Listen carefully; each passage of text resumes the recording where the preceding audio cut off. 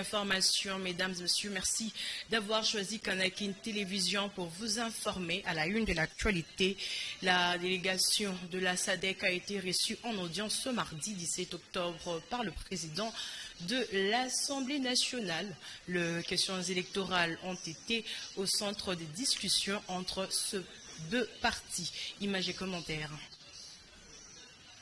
Ils sont venus se rendre compte de l'évolution du processus électoral avant que la commission d'observateurs de la SADC arrive. Et l'Assemblée nationale a expliqué à la délégation de la SADC tout ce que nous avons fait pour que le processus arrive là où nous sommes arrivés. Nous leur avons dit déjà le nombre de candidatures. En plus d'autres explications nous avons données, mais nous avons insisté sur le fait que 25 000 candidats députés nationaux, 24 candidats présidents de la République. Ça signifie que le processus électoral est inclusif. Ceux qui n'ont pas voulu venir participer au processus, ils sont libres de rester. Mais que la CENI fait tout pour que les élections se tiennent le 20 décembre. Et tous les partenaires, même la SADC, s'ils veulent nous aider, qu'ils viennent observer les élections. Nous promettons à tout le monde que les élections seront libres d'abord, inclusives, transparentes et apaisées. La sécurité... Invité au plateau de TV5 Monde, le président de la centrale électorale de la RDC confirme les élections pour ce mois de décembre. Je vous laisse suivre un extrait du dit journal. Tout est mis en œuvre pour qu'il y ait élection et nous n'avons aucune raison de penser que tel ne sera pas le cas. Parce que la commission est en place, elle travaille et elle a un calendrier qu'elle respecte assez rigoureusement. Donc il n'y a pas à se faire des soucis. Quand les gens évoquent un report, c'est simplement parce que c'est un des scénarios possibles dans tout projet. Dans le projet électoral, vous pouvez envisager un report. Mais moi je peux vous dire que nous sommes en voie vers la tenue des élections telle que prévue dans le calendrier. Oui, d'abord, il faut dire que c'est le gouvernement qui nous finance à 100% et depuis tout ce que nous faisons, c'est financé par le gouvernement et ça avance. Combien avez-vous reçu jusqu'ici? Bon, je ne peux pas vous donner le chiffre, mais je peux vous dire que le budget lui-même est de 1,1 milliard de dollars et que nous recevons l'argent, c'est pour ça que nous avons pu faire l'inscription et que nous sommes dans... Est-ce que vous avez reçu les fonds nécessaires? Ah oui, bien sûr, c'est beaucoup d'argent que nous avons reçu jusque-là, mais on n'a pas encore tout. Et on ne nous a jamais donné du coup. Vous dites que vous n'avez pas encore tout, les élections non, dans un peu moins d'un mois et demi. L'argent vient. Vous n'êtes pas inquiet? Non, je suis pas inquiet. L'argent vient progressivement selon les moyens de l'État. Nous n'allons pas lui demander ce qu'il n'a pas. Donc, mais sinon, les choses évoluent bien. Les ressources viennent et nous sommes certains que d'ici là, nous ne serons plus dans le besoin. Nous sommes en discussion avec le ministère de l'Intérieur, le gouverneur de la province du Nord Kivu. Et nous avons même envoyé, ce jour même, nous avons envoyé une équipe pour faire une évaluation. Nous comptons déployer justement une équipe pour enrôler les Congolais le moment venu, dès que nous sommes sûrs que la paix... Avec cet élément du président de la CENI, Denis Kadima a fait savoir que les Congolais, en faisant des conflits, pourront aussi avoir la possibilité de se récupérer avec les élections. Il y a plusieurs scénarios qui peuvent intervenir. Soit nous avançons et ils nous rejoignent plus tard, sinon on les attend, mais on verra. Quand vous dites vous les attendez, c'est-à-dire? Les attendre, ça signifie on organise les scrutins, mais en tenant compte du délai. Donc des Congolais auront possiblement la possibilité de voter après la date des élections? C'est une possibilité, mais là, ça ne sera pas pour la présidentielle. Et quel sera le poids de leur vote dans ce cas-là? Bon, leur poids, nous avons 44 millions d'électeurs. De ce côté-là, il y a à peu près 1,5 million, à peu près. Additionnellement, les listes électorales étaient affichées dans les lieux publics. Désormais, il faudra consulter un agent dédié à la CENI pour les consulter. Non. Pour quelle raison avez-vous changé cette règle? Il y a un malentendu là.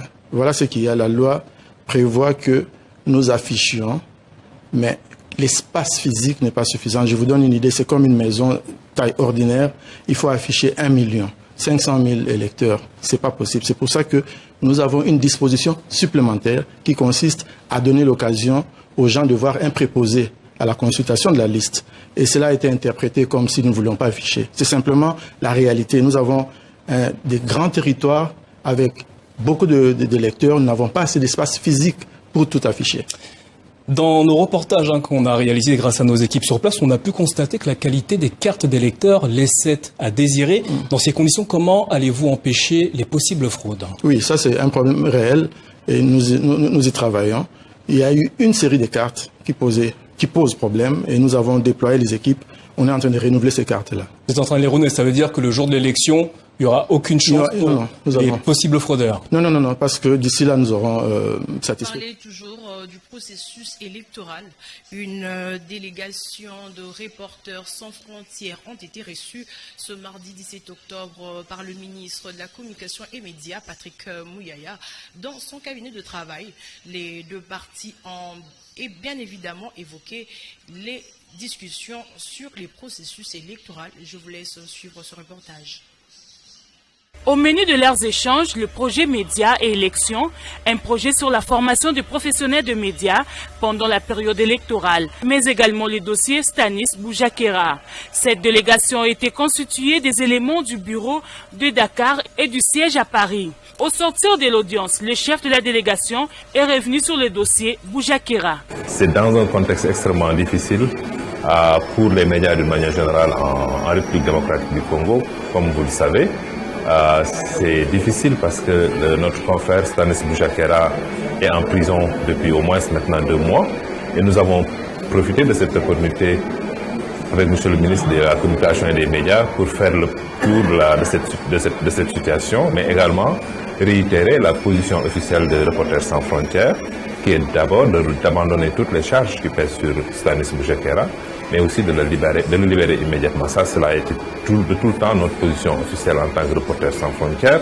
En dehors de ces dossiers purement judiciaires, les deux parties ont aussi évoqué un projet de cette organisation non gouvernementale de la défense des journalistes qu'elle compte appuyer ici en République démocratique du Congo. D'après ces cadres des Reporters sans frontières, la RDC est prioritaire dans le projet Médias Élections qui consiste à fournir des équipements aux journalistes tels que des gilets et des kits de premiers secours. Ce projet a aussi un volet formation.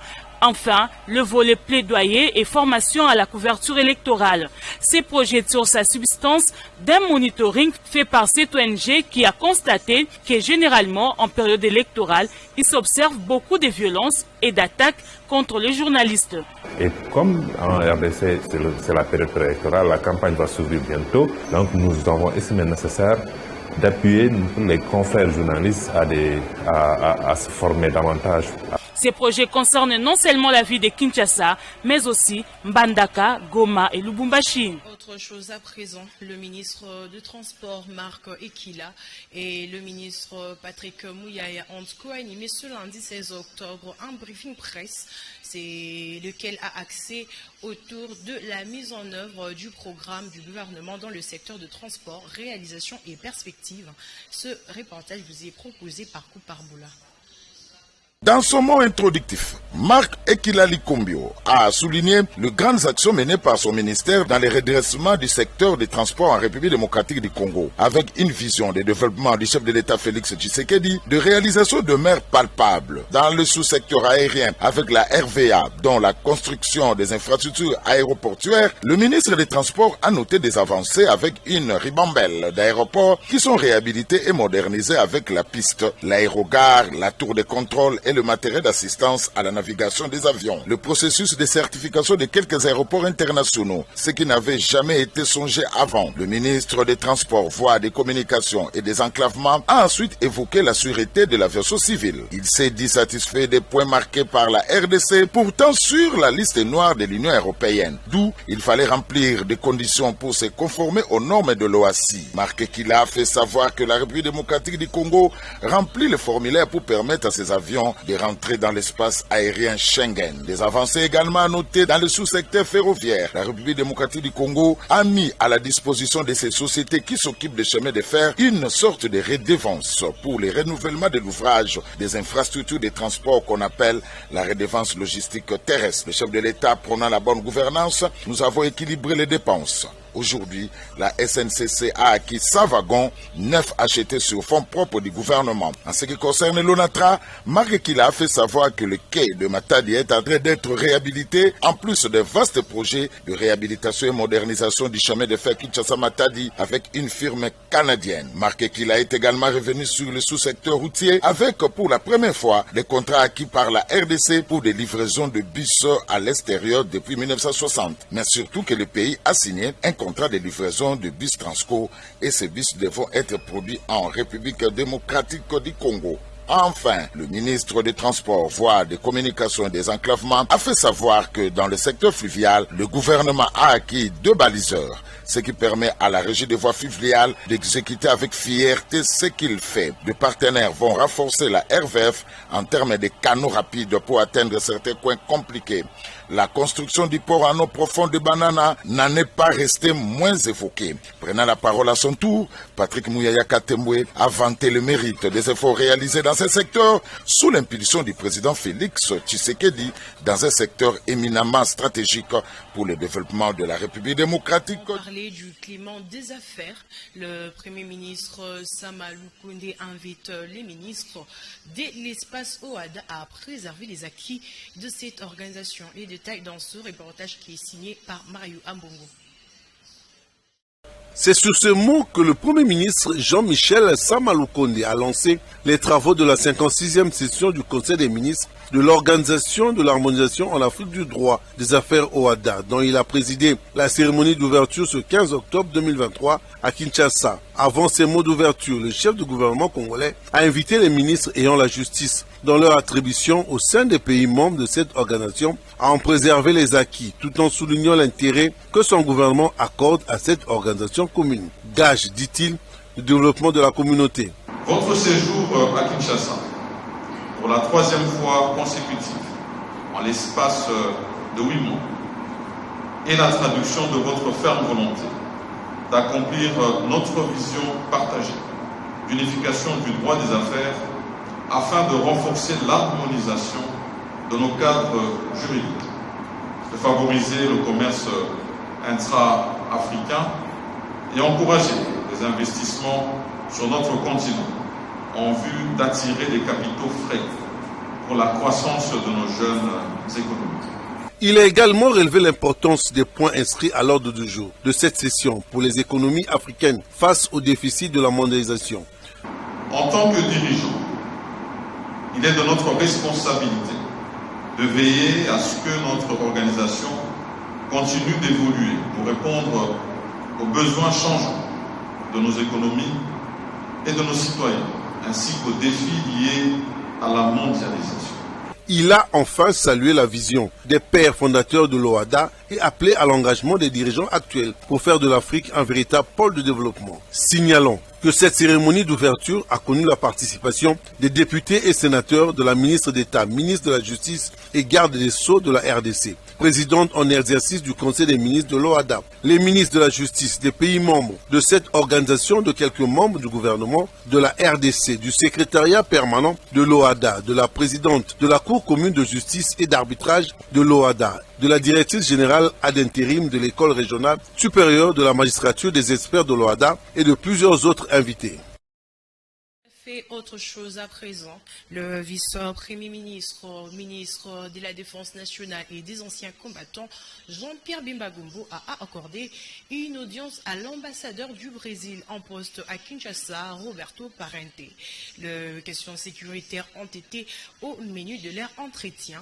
Jean-Pierre Ndjodji, Jolie Bassuele et Laetitia Louvezo signent ces reportages. L'ambassadeur extraordinaire et plénipotentiaire de la République du Brésil en RDC, Roberto Parente, a été reçu le lundi 16 octobre 2023 par le vice-premier ministre, Ministre de la Défense nationale et ancien combattant Jean-Pierre Bemba Gombo, les possibilités pour une relation bilatérale à succès entre Brésil et Kinshasa ont été évoquées. Bien évidemment, le volet sécuritaire et de la défense serait prépondérant. On a parlé surtout de les relations entre la RDC et le Brésil. Il y a beaucoup de thèmes, beaucoup de sujets qu'on peut coopérer dans le domaine de la défense, bien sûr, mais de l'aviation, c'est autre domaine important. Et le Brésil est ouvert pour la coopération, pour la collaboration avec la RDC. Je pense que on a parlé de manière générale de toutes les possibilités et des potentiels qu'on a pour développer les relations entre le Brésil et la RDC. Oui, on peut collaborer, mais on n'a pas parlé des détails de ce type de collaboration. C'est quelque chose on doit penser. Ça dépend un peu de travailler pour développer ce type de collaboration. C'est pas quelque chose qu'on peut faire dans la semaine prochaine. C'est quelque chose pour les longtemps. Mais oui, on a parlé. Comme je dis, notre potentiel est immense. On a beaucoup de choses à faire. Beaucoup de choses. Et surtout, le Brésil est ouverte pour les demandes de la RDC, pour aider, pour écouter et pour recevoir. Nous sommes des pays amis et très similaires. On peut collaborer beaucoup. La coopération militaire entre les deux États est à tout point de vue possible, pense Roberto Parente. Suivons ce journal pour dire que le gouverneur de la ville-province de Kinshasa, Jean-Tiningo Bilambaka, a inspecté récemment les différents chantiers routiers au travers la capitale. Les détails, vous le suivrez dans ce reportage. Suivez. Le patron de la ville de Kinshasa a débuté sa tournée au Kanluka, dans la commune de Ngalema, précisément sur l'avenue Landou, en passant par le pont Lubudi nouvellement construit, qui sépare la commune de Selembaou du quartier Kanluka. Ensuite, il a pris l'itinéraire des avenues Landou, Chaba, Ngiringiri et Lengesa, en passant par le pont qui traverse la rivière Kalamou, à la hauteur de l'avenue Luanza, dans la commune de Makala. L'autorité urbaine s'est rendue de l'autre côté de l'avenue Kikwit, sur le pont jeté sur la rivière Loubefou. Il a clôturé sa tournée sur le pont Bongolo, où il s'est imprégné de l'évolution des travaux d'aménagement du parc Ngobila, ainsi que des travaux de construction des canaux et des routes parallèles à la rivière Kalamou. Le gouverneur Jean-Tiningo Bilambaka a exprimé sa satisfaction quant à l'évolution des travaux. Bongolo, et là le chantier est toujours la ville de Kinshasa. Tokutaki balabala, ezaki okufa makasi. Pont, ezaki okufa nango depuis plus de 40 ans. Yango wana projet ya Bongolo ezaki prémisse, ezaki vision monene pona kolakisa bana Kinshasa ndenge nini mboka ekoki kozala na mikolo koya. Na pont Bongolo tosali pont monene en amont et puis en aval tosali passerelle pour nous permettre bato makolo baleka, pour permettre bata moto pe baleka, na bato pousse-pousse ou bakuma biloko bango pe baleka lokola. Alors le long il y a rivière, tout ça le canal la bandi d'ici 2 semaines et aussi là, canal oyo et aussi là, et puis de part et d'autres il y a canal, tout ça li balabala, tout ça la balabala oyo ali nangambo ya mopanzi ya mwasi à gauche. Ici, c'est ce balabala où ils allaient côté à droite. Il y a un petit là, comme ça, il y a un tata Mkonzekolo, Félix Antoine Tshisekedi Tshilombo. Voilà, toujours dans ce journal, dans le programme de construction et réhabilitation de routes à Kinshasa, l'avenue Kikwit dans la commune d'Elemba est en pleine construction et presque déjà à la fin. L'inauguration de certaines infrastructures interviendra incessamment. Suivez. Fin de travaux de construction de l'avenue Kikwit dans la commune de Lemba et de la construction du pont jeté sur la rivière Yolo. Ces travaux de construction programmés par le gouvernement provincial de Kinshasa avec la main-d'œuvre de la société Safrimex a couvert une période de 24 mois, soit 2 ans. Concernant le pont jeté sur la rivière Yolo, la population salue cette réalisation qui permettra de désengorger la ville de Kinshasa. Ces ponts reliera plusieurs communes, notamment Ngaba, Bumbu, Limete, Makala. La population satisfaite des réalisations du chef de l'État à travers le programme de construction et réhabilitation des routes du gouvernement provincial. C'est une très bonne initiative. Déjà, si nous remarquons bien dans notre pays, il n'y a pas vraiment assez de routes. Raison pour laquelle il y a beaucoup d'embouteillages. Déjà, cette route, ça aide vraiment la circulation. Ça aide vraiment à la plupart de la population d'arriver à leur destination à temps.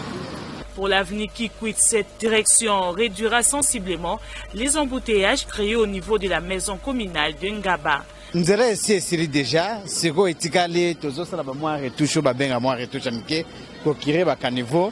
Donc dans quelques jours, 4 ou 5 jours, on pouvait libérer la route. Mais des bandas fikines, s'il y a pas de problème. L'avenue Kikwit nouvellement construite s'étend sur Kikwit en passant par Bumbu jusqu'à la Fikine. Son inauguration interviendra dans quelques jours, comme l'explique ici un agent. Après plusieurs actions concrètes de soutien dans la commune de Kalamou et de Makala en soutenance aux mamans maraîchères qui exercent de petits commerces, Jean-Claude Sungula a effectué une descente le dimanche dernier dans la commune de Selimbao, précisément au quartier Badiading. Ceci, c'était pour installer le comité local de sa fondation. Ensuite, ce reportage de Naomi Mbenza et de Joël Pembele. Jean-Claude Sungula, président de la fondation qui porte son nom, a effectué une descente au quartier Badadine dans la commune de Selimbao pour installer le comité local dans toutes les communes de Kinshasa. Profitant de cette occasion, il a sensibilisé la population sur les vertus et il les a également exhortés sur l'assainissement de leur environnement. Nous sommes venus installer le comité local de la fondation comme nous l'avons fait dans d'autres communes. Nous en avions aussi profité pour échanger avec les membres de la fondation sur le volet assainissement, sur l'appropriation du processus électoral et aussi sur l'intérêt d'aller, n'est-ce pas, aux élections et nous ranger tous derrière les candidats du peuple qui est son Excellence Félix Antoine Tshisekedi Tshilombo afin de lui donner un second mandat pour qu'il puisse continuer le travail permettant la renaissance de l'État congolais et de la République tout entière. Jean-Claude Sungula, il a rappelé à la population de ce coin que cette fondation va soutenir la candidature de Félix Antoine Tshisekedi Tshilombo à la présidentielle de décembre 2023. Il a également rappelé aux membres de sa fondation les actions du chef de l'État et la nécessité de lui accorder un second mandat pour lui permettre de parachever son programme de développement de la nation. Nous sommes émerveillés parce que nous avons vu que la fondation Jean-Claude Sungula, section Badadingi, a recruté pas mal de membres. Ils ont été là, ils ont été attentifs, ils ont suivi notre discours.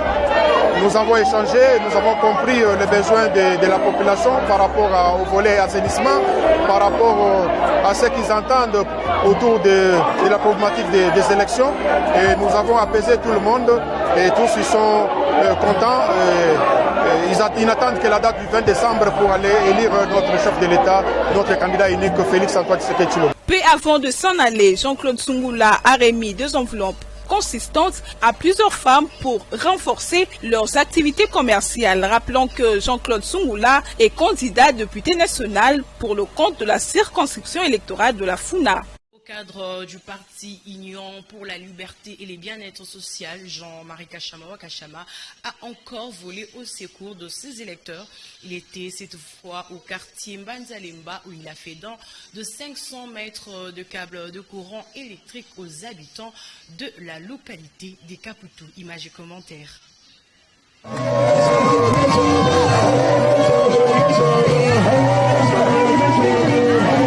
La localité des Caputo a vibré le dimanche dernier au rythme de Jean-Marie Kachama, Papa Solution, comme l'a-t-on surnommé, chose promise, chose due. C'est au cadre du parti Union pour la liberté et le bien-être social a effectué une forte descente dans cette localité de Mbanzalemba en apportant dans sa gibecière 500 mètres de câbles de courant électrique devant servir à alimenter cette contrée et ainsi contribuer à son développement, a-t-il fait savoir. Vous savez que Mbanzalemba a beaucoup de défis.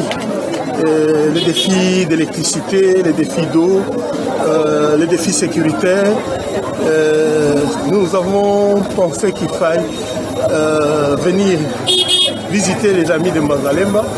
Et un père comme moi, je ne peux pas venir visiter ma population sans rien. J'ai apporté un début de solution. C'est un câble de 500 mètres pour qu'on puisse d'abord obtenir la possibilité de se brancher et d'avoir la lumière. Mbanzalemba fait partie de Kinshasa. Nous avons des érosions à Mbanzalemba, mais nous devons effectivement nous battre pour que nous n'ayons pas de maisons qui partent, nous n'ayons pas des morts parce que nous avons été négligents. Et c'est pour cela que j'ai pris la marche avec toute ma coordination de venir visiter certains contrées de Mbanzalemba.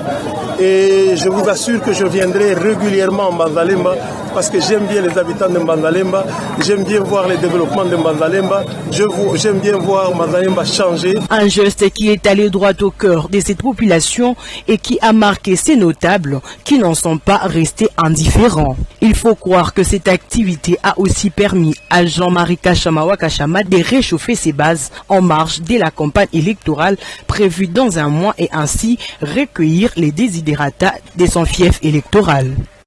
Et devant atterrir dans ce journal, un nouveau cimetière est érigé à Kinshasa dans la commune de Maluku. Cette dernière a reçu la visite des légendes de football congolais. Ensuite, ce reportage qui nous est proposé par Jojo Mutombo. Inauguré il y a quelques semaines, le cimetière Eden Libela Yamenkao a reçu la visite de légendes de football congolais Physicien Nzao et Eugène Kabongo, ainsi que quelques notables de la ville-province de Kinshasa. C'était le samedi 14 octobre 2023. Cette visite rentre dans le cadre d'encourager et soutenir les investissements des Congolais de la diaspora ici en République démocratique du Congo. Sur place, ils ont reçu les explications des agents d'Eden Libela Yamenkao, du déroulement des inhumations de l'espace compris entre plusieurs quartiers dont Champs-Élysées, Saint-Michel, Notre-Dame et Vandam. Le cimetière Eden est situé dans la commune de Maluku, à Menkao, à 5 minutes du grand marché de Menkao. Satisfait de l'édifice, Physicien Nzao a invité les Congolais de Kinshasa et de la diaspora de leur faire confiance. Un jour ou l'autre, moi aussi je partirai. Donc on viendra me laisser ici, à Menkao, Eden. Vraiment, le prix est abordable. Ne voyez pas l'aspect et tout. Il y a tous les prix. Il y a tous les prix. Voilà, venez vraiment aller voir le responsable. Vous verrez vous-même. À son tour, Eugène Kabongo, lui aussi ancien international des Léopards, n'a pas manqué. Il explique. Baimboka, bazalibanda, soko bazongi, salelo kolamboka, eza makanisi moko ya kitoko ya momona lekaki de rotala. Zambe asunga bango, la makanisi ya boye pe bazala baike bazozanga. Sala kochaper na bango kote moko ekende liboso, donc encourager pendant que pour encourager bango ya koloba merci na ba geste bazosala et ba continuer. Signalons que le cimetière Eden Libela Yamenkao dispose de véhicules pour le transport des familles éprouvées et à son bureau de liaison au numéro 78 de l'avenue Collège au quartier 8. Nous sommes dans la commune de Ndjili. Référence arrêt abattoir, boulevard Lumumba. C'est donc par ici que s'achève cette session d'information, mesdames et messieurs. C'était un réel plaisir que de vous tenir compagnie. Je vous dis merci de nous avoir suivis. Un grand merci également à l'endroit de toute l'équipe technique pilotée par Naomi Mbenza, Laetitia Louvezo, Christiane Zangambe, Tony Binda Kouparbola, Bénédicte Diavangama, Fredine Takidi, mesdames et messieurs. Quant à moi, je vous retrouve dans les tout prochains jours. D'ici là, prenez bien soin de vous. Au revoir.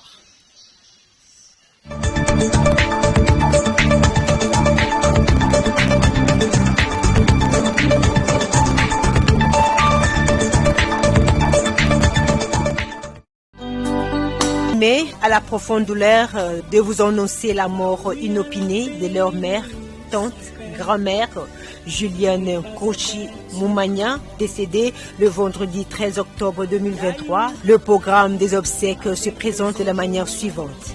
Vendredi 20 octobre 2023, veillée mortuaire à la salle de fête retrouvailles à Salongo Limité. Samedi 21 octobre 2023 à 9h juste, levée du corps de la morgue de l'hôpital Saint-Joseph, Limité, Motel Fikine, suivi de l'enterrement au cimetière Nécropole. Au retour du cimetière, un bain de consolation sera organisé à la salle de fête Retrouvailles.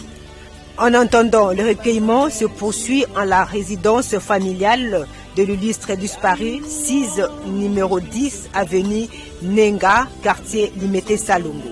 Ce communiqué tient lieu de faire